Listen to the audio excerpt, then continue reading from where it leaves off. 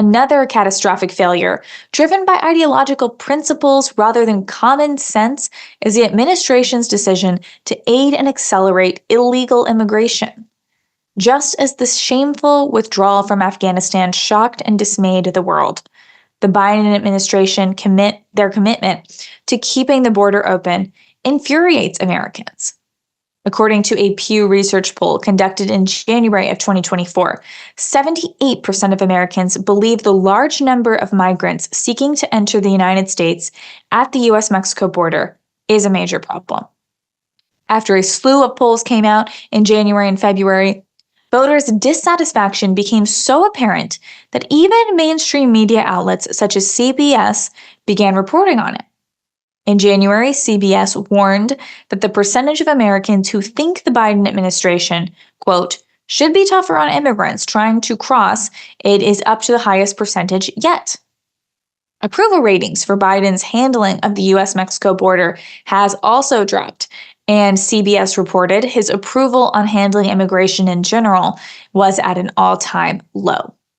His poll numbers on this issue continue to drop.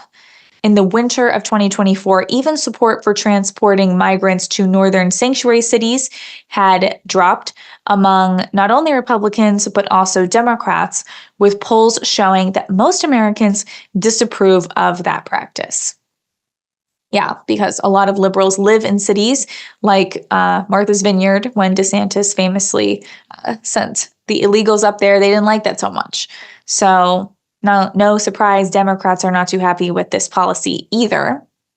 So why do Democrats persist in supporting policies that are unpopular with their own group, as well as with everyone, even when they hurt Americans? Their party platform is festooned with meaningless identity politics, bizarre sexual fetishes, and yes, a commitment to an open border. Real issues like rising crime, the safety of our children, the tanking economy, or out-of-control inflation never seem to resonate with party leadership. That's because our issues don't have to resonate with them. Democrats learned long ago that personnel is policy. That applies to the electorate as much as it applies to their million-dollar businesses.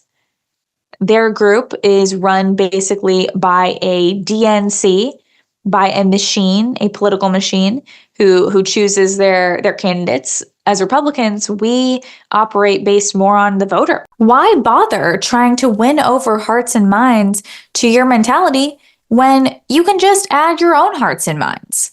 That's the real story behind the border crisis.